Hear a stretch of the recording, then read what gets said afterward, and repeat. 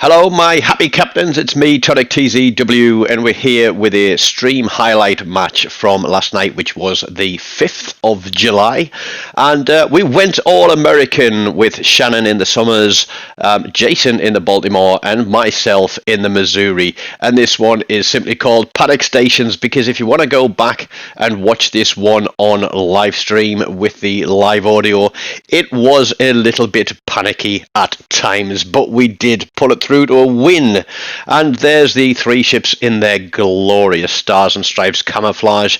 You can see that it's quite a balanced game. We've got a couple of destroyers, 4 on each side. Then we've got a couple of cruisers, 3 on each side, 1 battleship, and of course it has to be a carrier match. Now, I am one of those people who picked up the Missouri for the cheap price of 17,500 steel badges, and it's not something that I regret, and I do feel sorry for those that didn't receive a refund. Personally, there is a price for early adoption, and I think a lot of people have paid it and are deeply regretting the effort that they put into the game to buy this ship at full price of 30,000 steel badges. Now, as you all know, I'm normally in the little boats, but today I'm in the big boat, and I always say that I don't play battleships. But I do play battleships, but I try to play battleships with a little bit of caution and with the understanding of the other ships that are out there on the map. So we get the Rochester spotted there, and we try to get some shots off, but I think I'm really going to just kill some seagulls on that rock because I missed completely. We see some HE spam come in from the side, and that is, I think it's a Baltimore that's out there as well. So I am backing up because I've got range. I also have Shannon out there in the destroyer who is scouting for us, and we have Jason Gnubben in the cruiser who is out there as well, and that was a hell of a kill for first blood. Shannon actually hit the destroyer with a torpedo right as the carrier came swooping in with bombs, I think it was, and slapped him off the map. He's gone. They're 2 destroyers down out of their 4. I snap a shot off at this Zeton who's playing behind the edge of the island and punish him with a citadel to start my scoring. Not a bad one, that 25k, but he's got to back up behind that island and I'm not going to get another shot. But here we are, I'm spotted, I'm looking back towards the Rochester again, trying to turn the ship and trying to turn the turrets at the same time. So there's a tip for your battleships if you're new to them. Turn the ship and the turrets because it turns a lot quicker than just your turrets or just your ship alone. But we are going to push forward now. The risk of destroyers has been reduced by 50%, and so we are going to push his cap, and we're going to try and do what we can to Mr. Rochester there, who's obviously taken a leaf out of the hipper cruiser playstyle book and is quite agile, so we're not really going to get a lot, but leaving my back turret loaded means that I can keep it across there to the right side of the map. Don't we all wish we could lock turrets in different directions? And then there is the Azulian Baltimore there, tucked in behind a rock, but I don't think they realise that I can just get some shells across the top of there. So Rochester is pushing down hard on a flank. There we go. I've through 30,000 damage. I have an epic mod on here that gives me an extra 2%.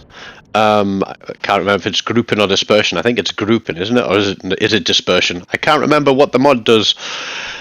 And but that's only going to make my guns that little bit more accurate, but not when somebody slams the brake on as they're reversing out from behind an island, because he gets lucky. I think if he'd have kept coming, that would have been a much nicer hit. But we are clear now. We are a little bit safer. We have the island to our right hand side, and there's a bit of a scrap going on here between the cruisers, and RNG is going to shaft me in this game constantly. It gave me that citadel at the start, but here we go. Boom, 2 turrets out. broadside cruiser, and yes, and watch this.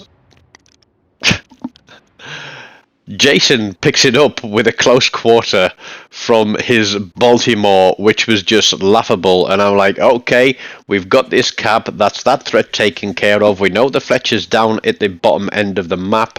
They are pushing forward into B cap. So let's get through into B cap. And we were having a discussion about the play at the moment. Sorry, Shannon, for scraping your paint there, but coming through. And we all agreed that there is a lot of passive play in the game at the moment, and I don't know what's causing it.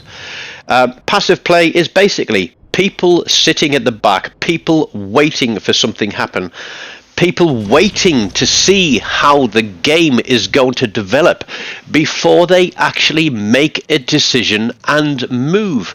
And you can see that we still do have a few ships right out there at the back of the map, and basically it is Shannon, Jason and myself who are pushing this flank. We've taken our cap, we are prosecuting the enemy, and there's a lot of torpedoes, and here comes a Xian Yang.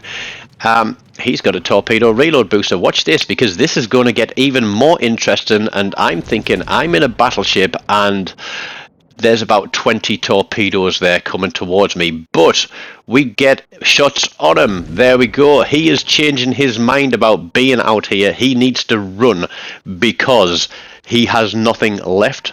The carrier has got planes up above this capture point, and I'm just wondering, can I avoid this entire mess of torpedoes and try and save myself? I've only lost 600 hit points so far in this game, and as you can see, apart from that first couple of minutes, I've not really sat back. We've been moving the whole time. We've been engaging multiple targets at multiple angles, and I'm really disappointed that I don't get my turrets on here for a shot at this cargo, because he disappears before I get a full reload on. One of our other destroyers has pushed all the way down to decap, and I think he has got the Fletcher down there engaged with him somewhere. I'm now starting to take fire from the Gadget Manager, who is in his smoke screen. This doesn't really bother me because I am full health, but I was saying to Shannon, can you please push that smoke screen? Let's get him spotted. He's low health, he's almost dead, we can kill him. Now, as you can see, he can get shots across the edge of that island when I am spotted by planes, and he is just going to keep trying to reset this capture point. So I am pushing forward towards, I think it's the York, and it's okay that I'm getting reset because Shannon is not getting reset, and that is going to give us this capture point. And that destroyer smoke screen is not going to last forever. And also, once I'm far enough behind the edge of that island, he isn't going to be able to get shots across the top. But just to be doubly sure, Shannon is going to run this smoke screen here while we take down some planes, and there we go. We take some torpedoes. You know, we're losing hit points. I'm on sonar, so I'm now saying, yeah, this smoke screen isn't going to help, but here comes the York. As we pick up a clear sky, it is only now that much of the blue team, even though we have a huge advantage, is pushing forwards, and literally the game is over. There are 3 ships left, and again RNG deserts us on the York, but Shannon's torpedoes pick it up, and there we have the Xianyang spotted. Shannon is going guns. The carrier is already coming in with his next flight of planes, and this carrier certainly knew how to do a drop, because I'm going to have a reload available as the planes come in from the left side of the screen. I'm going to fire and try and get a destroyer kill, but it's not to be, because watch this, bounce, bounce, and boom, he is gone. 1 ship left in the game. All 3 of us have pushed this game and controlled it from the absolute outset. I don't know where that high caliber came from, because my head was on a swivel so much in this game, and I was barking orders a little bit and calling out targets, and it all got a little bit crazy. So if you want that with live comms, go and watch the last match of the live stream from Wednesday night. But here we go, seconds to go for the reload, and the game ends as we hit 8,000 points. It isn't a huge damage game with 91,500 damage, but we do pick up a high caliber and a clear sky. But best of the night was the fact that we do finish 1, 2 and 3, and all three of us break through 2,000 base XP by a decent margin, which is good to see. A well played, well balanced game with two great players, and then me in a battleship.